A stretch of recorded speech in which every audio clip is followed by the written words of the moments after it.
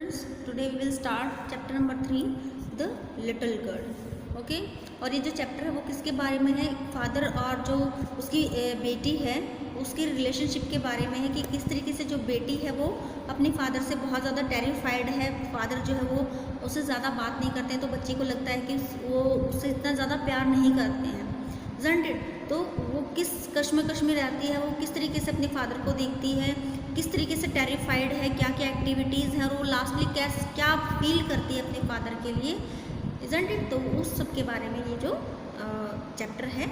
So let's start the chapter.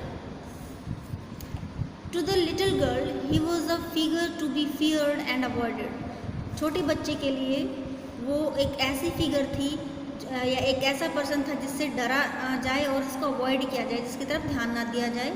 Every morning before going to work he came into her room and gave her a casual किस।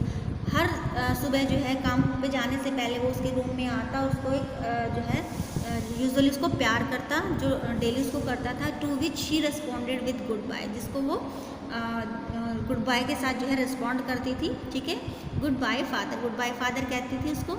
And oh there was a glad sense of relief when she heard the noise of the carriers going fainter and fainter down the long road।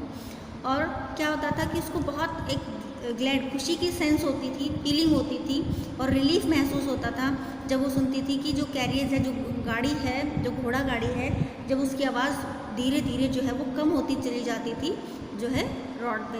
मतलब कि जब वो दूर जाते थे तो उसकी जो गाड़ी की जो आवाज़ जैसे जैसे कम होती जाती तो उसकी खुशी की अनुभूति होती थी।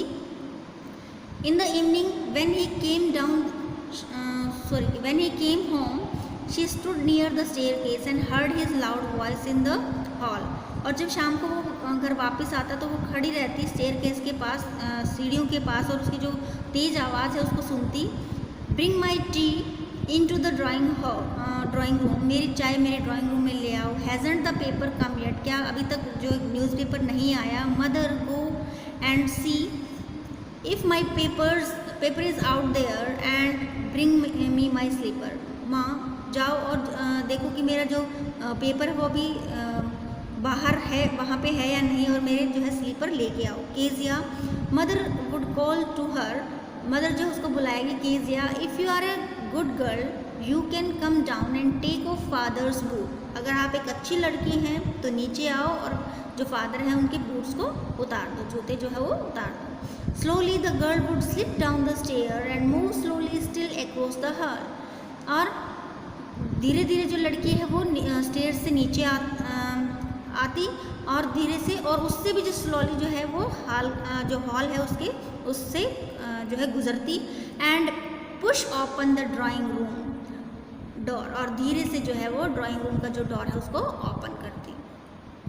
By that time he had his spectacles on and looked at her over them in a way that was terrifying to the little girl। और उस समय तक वो अपने जो स्पेक्टिकल्स हैं, जो चश्मे हैं, वो पहन लेता और उनमें से लड़की को इस तरीके से देखता कि जो कि उसके लिए बहुत ज़्यादा टेरिफाइंग, डराने वाला था। छोटी बच्ची के लिए वो उस तरीके से देखना बहुत डराने वाला था। Well Kezia hurry up and pull off these boots and take them outside. अच्छा कीजिया जल्दी करो और ये जो बूट्स हैं उनको उठाओ, उनको निकालो और उनको बाहर रख दो। Have you been a good girl today, क्या आप एक अच्छी लड़की बनी आज? आई डोंट नो फादर, मैं नहीं जानती पिताजी। You don't know if you shudder like that, mother will have to take you to the doctor।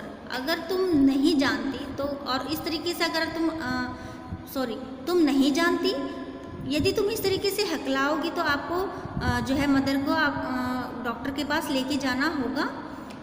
She never shuddered with other people, वो दूसरे लोगों के साथ इस तरीके से नहीं हकलाती थी। Had quite given it up, उसने इसको जो है छोड़ दिया था हकलाना उसने। बट ओनली विद फादर, सिर्फ फादर के साथ हकलाती थी। Because then she was trying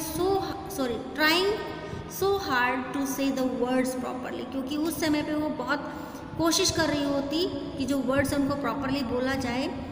what's the matter, क्या बात है, what are you looking so rest about, कि तुम किस चीज़ के लिए इतनी जो है दुखी नज़र आ रही हो। Mother, I wish you taught this child not to appear on the brink of suicide. माँ, मैं इस बात ये सोचता हूँ कि आपने इस बच्चे को जो है कि इतना जो है इस तरीके से नहीं बनाया होगा कि भाई वो सुसाइड कर ले, ठीक है, इस तरीके से परेशान नहीं किया होगा या उसको इतना जो है अपने आप में कंज्यूम होने के लिए नहीं प्रिपेयर किया होगा कि भाई वो सुसाइड कर ले।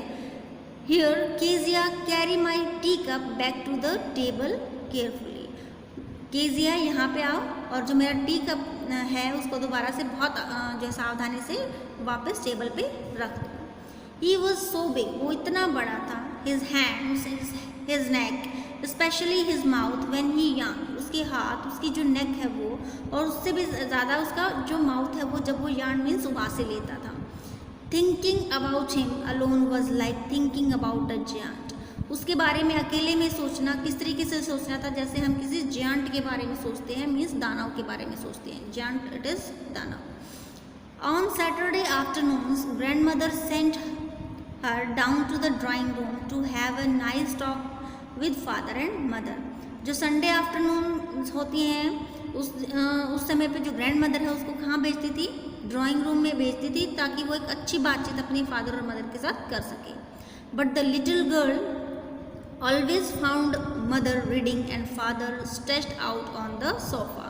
लेकिन छोटी बच्ची हमेशा अपनी मदर को रीडिंग करते हुए पाती और पिता को हमेशा सोफे पे जो है फैला हुआ पाती।